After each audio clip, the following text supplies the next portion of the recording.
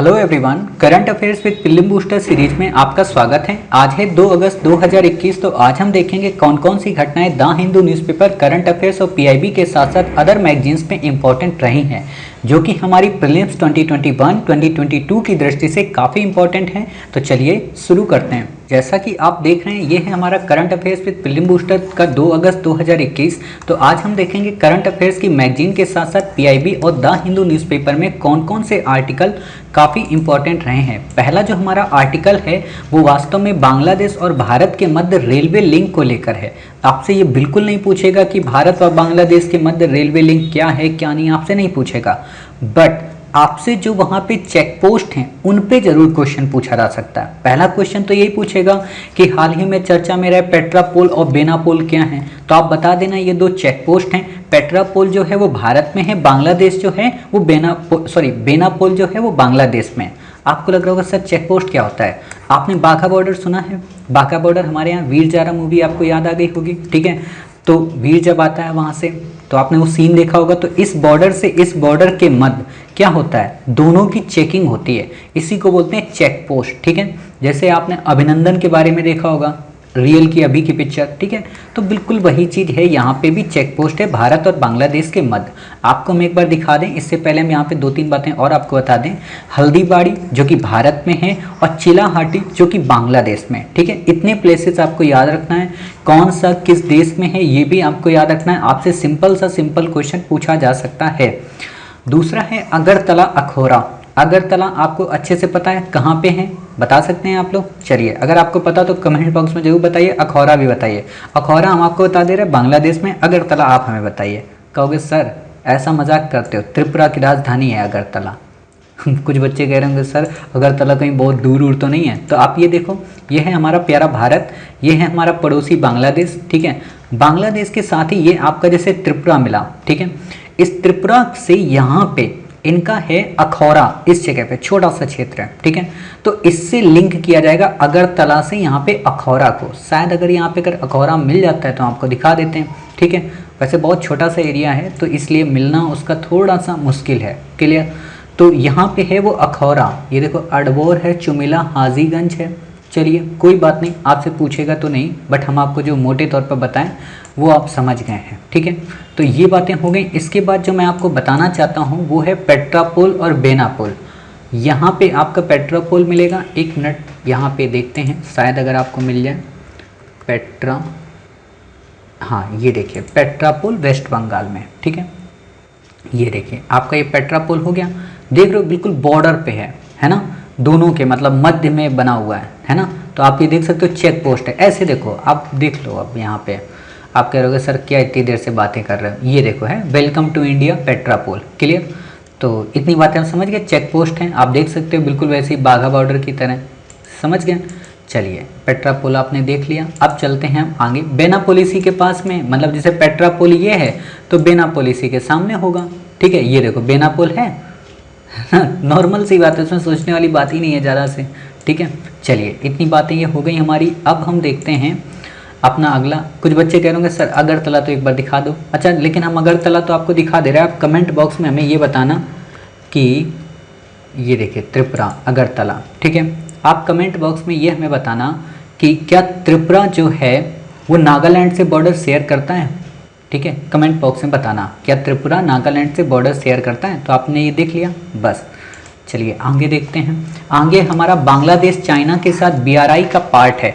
आपने हमेशा सुना होगा बेल्ट रोड इनिशिएटिव जो चाइना का है, आपको पता होना चाहिए इंडिया इसका मेंबर नहीं है और ना ही भूटान इसका मेंबर है, बट बांग्लादेश और नेपाल ये लोग इसके मेंबर बन गए हैं, ठीक है।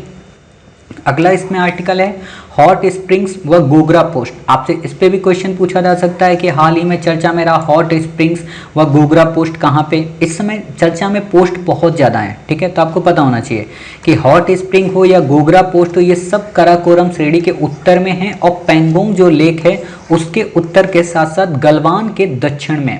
अब आपको पता चल गया कि पेंगोंग कहाँ पे है, गलवान कहाँ पे है, हॉट स्प्रिंग कहाँ पे है, गोगरा कहाँ पे है, कहाँ पे होगा सबका सब होगा हमारा लद्दाख के रीजन में, ठीक है।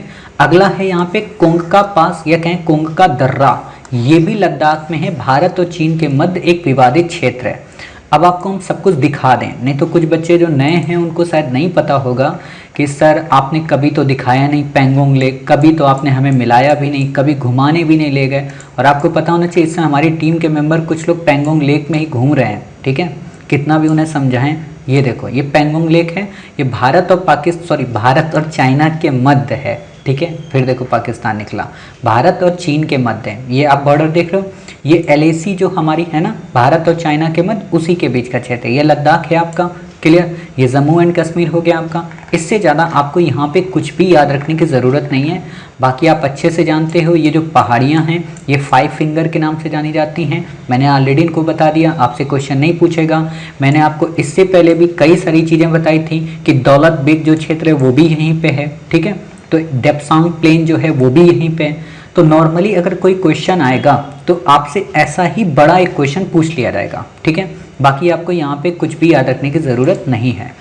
अगला है आर्टिकल स्काई ग्लो। सिंपल सा क्वेश्चन आपसे पूछा जा सकता है स्काई ग्लो क्या है। अब नाम से समझ में आ रहा है स्काई का मतलब क्या होता है आसमान, ग्लो का मतलब क्या होता है चमकीला।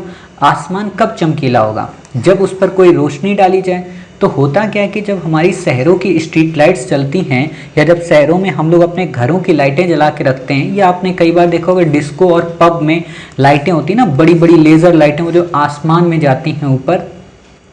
तो उन लाइटों से होता क्या है कि जो हमारे आकाश के या कहें कि जो कई सारे जीव होते हैं जो अंधेरे में रहना पसंद करते हैं उनको दिक्कत होती है, जिससे हमारा क्लाइमेट काफ़ी डिस्टर्ब होता है, हमारी जो बायोडाइवर्सिटी है वो प्रभावित होती है। इसीलिए साइंटिस्ट ने यह कहा है कि ये भी हमारे यहाँ प्रदूषकों में एक प्रमुख घटक है। क्यों? क्योंकि इससे जो हमारा रात में दिखने वाला आसमान है वो नहीं दिख पाता, केवल वही तारे दिख पाते हैं जो काफ़ी चमकीले होते हैं, ठीक है। यानी कि एक तरीके से आसमान से आने वाली उस अंधेरी रात को ढक देता है, ठीक। शहरों में उनके आसपास रात के समय आकाश में प्रकाश की एक सर्वव्यापी चादर है जो सबसे चमकीले सितारों को छोड़कर सभी को अवरुद्ध कर सकती है, क्लियर। प्रकाश प्रदूषकों के घटकों में से एक है। अब प्रश्न आता है कि और कौन कौन से प्रदूषक हैं, तो और हैं जैसे चकाचौंध, नहीं कहते हैं वो बड़ा चकाचौंध वाला दिख रहा है, मतलब अत्यधिक वो चमक धमक है। जैसे कुछ लोग होते हैं ना, मतलब कुछ लोग होते हैं जो नॉर्मल जिंदगी में रहते हैं वो बड़े अच्छे दिखते हैं, लेकिन जब वो ज़्यादा सज जाते हैं, पार्लर में चले जाते हैं, अपना मेकअप ट्रीटमेंट करवा लेते हैं, उतने ही फूहड़ लगने लगते हैं, ठीक है ना। तो इसलिए सिंपल लिविंग, हाई थिंकिंग। फिर आता है प्रकाश अतिचार। प्रकाश अतिचार का मतलब क्या होता है? इसका मतलब होता है वो स्थान जहाँ पर प्रकाश का गिरना वहाँ पे आवश्यक ही ना हो, मतलब जहाँ पर लाइट की ज़रूरत नहीं है बट वहाँ पे वो लाइट भेजी जा रही। अब सोचो कहीं पे चमगादड़ रह रहा है, कहीं पे कबूतर रह रहा है, आप वहाँ पे बेचारों को भेज दोगे, रात में सो नहीं पाएगा ना। तो ऐसा काम नहीं करना चाहिए लोगों को, लेकिन वही है फिर भी लोग करते हैं। अगला इसमें आता है हमारा ये लाइट ट्रेसपास, वही है प्रकाश अतिचार का मतलब इंग्लिश में, ठीक है। मैंने इसलिए लिख दिया क्योंकि मे भी हो सकता है लाइट ट्रेसपास ही आपको दे दें तो गलती ना हो वहाँ पे। अव्यवस्थित का मतलब क्लटर, प्रकाश स्रोतों का चमकीला समूह। कई बार होते हैं ना, कई सारी लाइटों को एक साथ डीजे डिस्को में लगा दी जाती हैं तो वो भी दिक्कत करती हैं। इससे ज़्यादा आपसे क्वेश्चन नहीं पूछेगा। अब बात आती है ब्रू कम्युनिटी के बारे में। सिंपल सा क्वेश्चन पूछेगा, चर्चा में रही ब्रू कम्युनिटी कहाँ की है, तो त्रिपुरा की मेल मुख्यतः, लेकिन मिजोरम और असम राज्य में भी पाई जाती है। आपसे जो इसमें क्वेश्चन एक बनेगा वो ये कि हलाम जो उप जनजाति है वो कहाँ की है, वो भी वास्तव में त्रिपुरा की है। और एक बात और बता दें, ब्रू कम्युनिटी को ही हम रियांग कम्युनिटी भी कहते हैं, ठीक है, यानी कि रियांग जनजाति समूह, क्लियर। अगर आपको ब्रू दे दे, रियांग दे दे, दोनों ही कई बात है। अगला आर्टिकल है फूड फोर्टिफिकेशन के बारे में। आपने हमेशा पढ़ा होगा कि फूड फोर्टिफिकेशन के काफ़ी सारे प्रॉफिट होते हैं, मतलब काफ़ी सारे लाभ होते हैं। फूड फोर्टिफिकेशन वास्तव में क्या होता है? फूड फोर्टिफिकेशन वास्तव में उसे कहते हैं जिसमें हम किसी भी खाद्य पदार्थ में, कोई भी खाने वाला पदार्थ, उसमें अतिरिक्त सूक्ष्म पोषक तत्वों को शामिल करें, या कहें कि उसमें अलग से उसमें मिला दें। अब ऐसा तो होगा नहीं कि हम 1 किलो आटा ले आए और ऊपर से फूड फोर्टिफिकेशन वाले कुछ पोषक तत्व डाल दिए, बिल्कुल भी नहीं। इसका मतलब होता है जो बीज होते हैं ना, उन बीज को ही प्रवर्धित किया जाता है। जैसे गेहूं आपका आ गया मार्केट से, उस गेहूं को ही प्रवर्धित किया गया, मतलब उसको प्रसंस्कृत किया गया और लैब में बनाया गया, फिर उसको फोर्टिफाइड किया गया, समझ गए। तो इसी को बोलते हैं फूड फोर्टिफिकेशन। इससे काफ़ी सारे लाभ हमने देखे थे कि लोगों को जो विटामिन की समस्या, प्रोटीन की समस्या, जो कुपोषण की समस्या, उसको दूर किया जा सकता है। बट अभी हालिया रिपोर्ट में जो लैंसेट जर्नल है एनवायरनमेंट से रिलेटेड, उसमें ये पब्लिश हुआ है कि जो फूड फोर्टिफिकेशन है इसके काफ़ी सारे लॉस भी हैं, काफ़ी सारे नुकसान भी हैं। नुकसान जो है वो सबसे बड़ा कि लोगों में ये विषाक्त के रूप में तब्दील हो जा रहा है। समझ गए? आप सोच रहे हो इतनी कहानियाँ क्यों बता रहे हो सर, दिया तो इसमें कुछ भी नहीं है, एक लाइन बस लिख दी है आप कि अब कुछ हानियाँ देखने को मिली और पढ़ा तो ऐसे दे रहे हो। तो मैंने इसलिए लिखा है कि अगर आपको क्वेश्चन दे दे कि फूड फोर्टिफिकेशन के निम्न में से ये लाभ हैं, तो उसमें एक्सट्रीम वर्ड देख लेना कि इसका किसी प्रकार का कोई साइड इफेक्ट नहीं होता, तो उसको आपको एलिमिनेट करना पड़ेगा। समझ रहे हो? इसीलिए मैंने आपको यहाँ पे हिंट दिया। अब बात आती है हानियाँ क्या हैं, तो अभी तो रिसर्च हो रही ना, तो इसलिए बस ये दिमाग में रखो, हाँ इसकी एक हानि भी है। क्लियर? अगला आर्टिकल है हंगर हॉट स्पॉट रिपोर्ट। ठीक है, हंगर हॉट स्पॉट रिपोर्ट किसके द्वारा जारी की जाती है? FAO व WFP के द्वारा। WFP क्या है? World food programme. ठीक है, FAO क्या है? फूड एंड एग्रीकल्चर ऑर्गेनाइजेशन, यानी कि खाद्य एवं कृषि संगठन, विश्व खाद्य कार्यक्रम। दोनों के दोनों जो बॉडी हैं वो UN की बॉडी हैं। तो आपको ये याद रखना है कि FAO हो या WFP हो, ये दोनों के दोनों UN की बॉडी हैं। तो आपको ये रिपोर्ट भी याद रखना है। हंगर हॉट स्पॉट्स रिपोर्ट किसके द्वारा जारी की गई? FAO और WFP के द्वारा। पूछा जा सकता है। दूसरा आपसे जो क्वेश्चन पूछेगा वो ये ग्लोबल फूड क्राइसिस रिपोर्ट। ठीक है, क्राइसिस रिपोर्ट किसके द्वारा जारी की गई? वर्ल्ड फूड प्रोग्राम के द्वारा, जो कि अभी हमने पढ़ा है। ठीक है, अब आपसे जो क्वेश्चन एक और पूछा जाएगा, क्योंकि अब करंट बन जाएगा यहाँ पे WFP के बारे में। क्यों करंट बन जाएगा? क्योंकि आपको पता होना चाहिए कि WFP को 1961 में तो गठित किया गया था, बट इसे 2020 में नोबेल शांति पुरस्कार मिला था, यानी कि नोबेल पीस प्राइज से इसे अवार्ड किया गया था। तो सोच सकते हो 2020 में नोबेल प्राइज मिला था, और UPSC ऐसे क्वेश्चन, ऐसी बॉडी जरूर पूछता है। ठीक है, तो याद रखना FAO व UNGA द्वारा इसे बनाया गया। FAO का मतलब food and agriculture organisation, UNGA का मतलब यूनाइटेड नेशन जनरल असेंबली। तो अब आप समझ गए कि हाँ ये पक्का UN का ही पार्ट है। अगला है इसमें इटली और रोम में इसका हेडक्वार्टर है। क्लियर? मतलब इटली देश है, रोम वहाँ की सिटी है। अब आप में से कई सारे बच्चे कह रहे होंगे सर रोम दिखा सकते हो? बिल्कुल सर, आपको रोम तो हम दिखाएंगे ही, ताकि आप ही एक बार वहाँ पे चले जाएं इटली में। ठीक है, तो आप ये देख रहे हो हमारी पूरी प्यारी पृथ्वी है। पृथ्वी से हम चले वेस्ट की ओर। वेस्ट की ओर जब हम गए तो हमें ये मिलता है मेडिटेरियन सी। मेडिटेरियन सी का मतलब होता है भूमध्य सागर। भूमध्य सागर पे लटकता हुआ देश है, बिल्कुल इसको बोलते हैं इटली। और इटली में ही बिल्कुल जब जूम करेंगे तो यहाँ पे आपको मिलेगा इसका जो फेमस शहर है ये आपका रोम। ठीक है, ये आप देख रहे हो रोम उस समय के चर्च का सबसे बड़ा घर होता था। क्लियर? तो ये रोम आपको मिल गया यहाँ पे। अब इम्पोर्टेंट क्या है? इटली की लोकेशन तो इम्पोर्टेंट है। इटली के बगल में है एड्रियाटिक सागर। ठीक है, ये आपको याद रखना है कि इटली के बगल में कौन सा है? एड्रियाटिक सागर। इससे ज़्यादा आपको यहाँ पे याद रखने की ज़रूरत नहीं है। बाकी आपको पता है कि इटली की जो सीमा वो मेडिटेरियन सी से लगती है, मतलब भूमध्य सागर से। अब एक बार आपको दिखा देते हैं और किन किन की लगती है। जैसे मोरक्को की सीमा आप देख रहे हो लगती है। ठीक है, किससे? भूमध्य सागर से। आपकी ट्यूनीशिया की सीमा लगती है, आपकी अल्जीरिया की लगती है। ठीक है, आपकी लीबिया की लगती है। ये सारी चीज़ें हम ऑलरेडी आपको कवर करा देंगे, निश्चिंत रहिए। ठीक है, लेबनान, साइप्रस, ग्रीस, ठीक है, ये सारे देश इसमें लगते हैं, सीमा बनाते हैं। इंपॉर्टेंट यहाँ पे क्वेश्चन फंसाता है आपको कि जॉर्डन की सीमा क्या भूमध्य सागर से लगती है? तो नहीं बाबूजी, देखो जॉर्डन यहाँ से बंद हो गया है। ठीक है, तो जॉर्डन की सीमा यहाँ से नहीं लगती है, बाकी सभी देशों की अधिकांशता लगती ही लगती है। ठीक है, इससे ज़्यादा आपको नहीं याद रखना है। फिर बात आती है डेयरी क्षेत्र। आपसे फैक्ट के रूप में क्वेश्चन पूछा जा सकता है जो हमारा डेयरी प्रोडक्शन है उसके बारे में। भारत विश्व स्तर पर दूध का सबसे बड़ा उत्पादक देश बन गया। कोविड-19 के पैंडेमिक के कारण इंडिया को अपॉर्चुनिटी हासिल हुई। ठीक है, नेशनल जो ग्रॉस डोमेस्टिक प्रोडक्ट है या कहें कि उसमें जो हिस्सेदारी है वो हमारी 4.2% है। ध्यान देना, राष्ट्रीय की बात कर रहा हूँ, ग्रॉस नहीं है। राष्ट्रीय में क्या होता है? केवल अपने देश के अंदर की बात है। और वैसे जो जीडीपी होती है नॉर्मल, उसमें हम क्या करते हैं, पूरे इंडिया के साथ साथ वर्ल्ड में इंडिया के जो लोग काम करते हैं उनकी जीडीपी को मेंशन करते हैं। बाकी जीडीपी क्या होता है, नेशनल क्या होता है, ये सारी चीज़ें हम आपको कवर कराएंगे। क्लियर? चलिए, अब बात आती है डेयरी क्षेत्र जो है वो भारत में कृषि के बाद दूसरा सबसे बड़ा रोजगार का क्षेत्र है। आपसे दो तथ्य देगा कि भारत इस समय नंबर 1 उत्पादक देश बन गया है। दूसरा आपको दे देगा कि भारत में कृषि के बाद दूसरा सबसे बड़ा रोजगार का क्षेत्र है। आप कहोगे बिल्कुल सही साहब, आपसे जीडीपी एनएनपी इस पे क्वेश्चन नहीं आएगा, ठीक है। इसके बाद जो हमारा आज का सबसे मोस्ट इंपॉर्टेंट टॉपिक है, जिसपे मे भी इस बार 2022 में भी 2021 में भी क्वेश्चन पूछा जा सकता है, नहीं तो 2022 में तो हर हाल में पूछा जाएगा। और इससे पहले आपसे 2016-17 में काफी बार क्वेश्चन पूछा गया। वो क्या है? पेसा अधिनियम। पेसा का पूरा नाम है पंचायत उपवन अनुसूचित क्षेत्रों तक विस्तार अधिनियम, 1996 में आया था। प्रश्न उठता है कि इसकी पृष्ठभूमि क्या है, ठीक है। आपने सुना होगा कि हमारे यहाँ 73वां संविधान संशोधन अधिनियम आया था और 74वां संविधान संशोधन अधिनियम आया था। दोनों का उद्देश्य क्या था? दोनों का उद्देश्य था कि जो ग्रामीण प्रशासन है या कहें कि जो ग्रामीण व्यवस्था है उसमें स्थानीय स्वशासन को हम बढ़ावा दें, ठीक है। लेकिन ये तो पूरे भारतवर्ष के लिए था।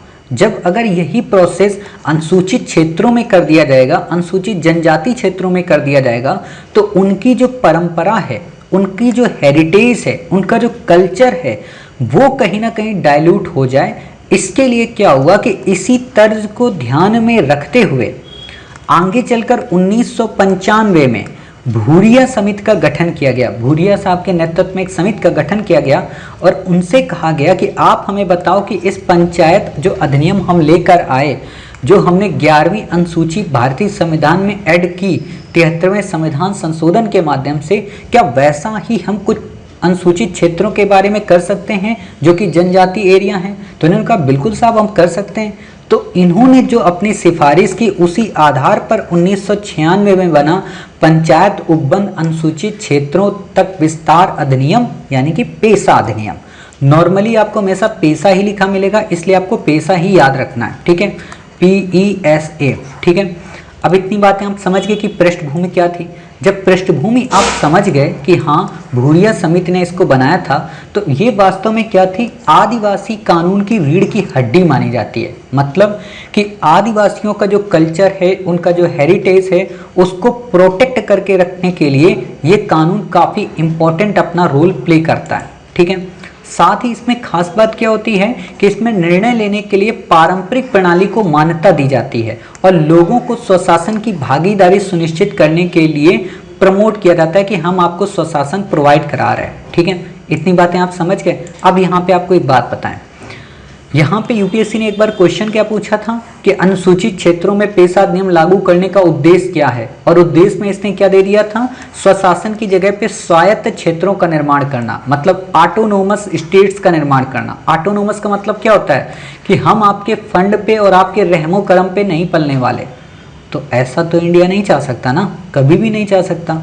तो ये चीज यहाँ पे आपको समझना है कि स्वशासन की बात हुई थी, ना कि स्वायत्तता की। स्वायत्तता और स्वशासन दोनों में डिफरेंस है। स्वशासन का मतलब होता है अपना शासन तो करेंगे लेकिन रेवेन्यू वगैरह आप हमें शेयर करोगे, ठीक है। स्वायत्तता का मतलब होता है कि हम आपसे अब आजाद हो गए, यानी कि स्वायत्तता जो शब्द है ना, वो स्वराज के नजदीक का शब्द होता है, ठीक है। चलिए इतनी बातें हो गई। अब बात आती है ग्राम सभाओं को निर्णय लेने का क्या अधिकार मिलता है। तो इसमें अधिकार मिलता है लघु वन उपज का। लघु वन उत्पाद का मतलब जो भी पेड़ पौधे हैं, जो भी बड़े बड़े पेड़ हैं, आप उनकी परमिशन के बिना टिम्बर कटाई नहीं कर सकते हो, ठीक है। भूमि स्वामित्व, पुनर्वास और विस्थापन, आप उनकी भूमि स्वामित्व को नहीं ले सकते हो। आप उन्हें ये नहीं कह सकते हो कि आप दूसरी जगह पुनर्वासित हो जाएं, मतलब ये जंगल छोड़ के चले जाएं।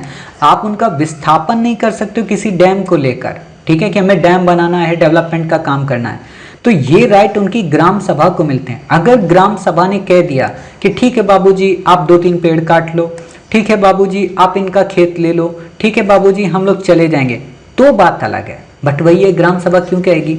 सिंपल सी बात है, जब ग्राम सभा में कल्चरल लोग होंगे तो क्यों कहेंगे? स्थानीय विवादों का समाधान करते हैं। लोकल जितनी भी पंचायतों के संदर्भ में आप देखते होगे ना, बिल्कुल वैसा ही यहाँ पे भी स्थानीय विवादों का समाधान होता है। अब आपको पता होना चाहिए 5वीं 6ठी अनुसूची हमारे यहाँ जनजातीय क्षेत्रों से रिलेटेड है। कमेंट बॉक्स में आप बताइए 5वीं किससे, 6वीं किससे है, ठीक है।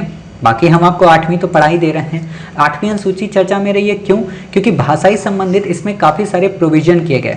वर्तमान में हमारे देश में कितनी भाषाएं हैं? राजभाषा के रूप में 22 भाषाएं हैं, ठीक है। इतनी बातें ध्यान रखना। मूल रूप से संविधान में कितनी थी? 14 भाषाएं थी। 21वें संविधान संशोधन के द्वारा हमने सिंधी भाषा को ऐड किया। 71वें के द्वारा हमने 3 भाषा कोंकणी, मणिपुरी, नेपाली जो कि 1992 में आया। 21 जो था वो 1967 में आया था। और 1992 जो अमेंडमेंट था यानी कि 92 जो संविधान संशोधन था उसमें हमने 4 भाषाएं ऐड की, बोडो, डोगरी, मैथिली, संथाली 2003 में। अब आपसे यहाँ पे जो एक क्वेश्चन पूछेगा ना वो ये पूछेगा कि बताइए कि इनमें से कौन संविधान संशोधन भाषाई गठन से संबंधित नहीं है, मतलब भाषाओं को संशोधित करने से संबंधित नहीं है। ठीक है, तो आप बता देना सर 21 तो है, 71 भी है, 92 भी है। अब आपको यहाँ पे दे देगा 24वां, 42वां, ठीक है, 55वां, 52वां, तो आप बता दोगे नहीं भाई साहब 3 ही हैं। ठीक है, और 3 में भी कितनी भाषाएं ऐड की गई? 8 भाषाएं। पहले में ऐड की गई 1, दूसरे में 3 और बाकी 92 में 4। तो 4 3 7 1 8 और 14 8 22। एक बात बताओ, अंग्रेजी है इसमें? नहीं साहब, अंग्रेजी इसमें शामिल नहीं है, संस्कृत इसमें शामिल है। ठीक है, इससे ज़्यादा आपसे क्वेश्चन नहीं पूछेगा। नॉर्मल बच्चों को नहीं पता होता कि अंग्रेजी शामिल है कि नहीं है। अंग्रेजी हमारे यहाँ राजभाषा में या कहें कि संविधान में जो 22 भाषाएं दी गई हैं उनमें शामिल नहीं है। ठीक है, तो उम्मीद है आप आज की पूरी क्लास समझ गए। मिलते हैं अपने नेक्स्ट वीडियो यानी कि 3 अगस्त में कुछ इंपॉर्टेंट घटनाओं के साथ। तब तक अपना ख्याल रखिए, स्वस्थ रहिए, कोविड-19 के पैंडेमिक से अपना और अपनी फैमिली का बचाव करिए।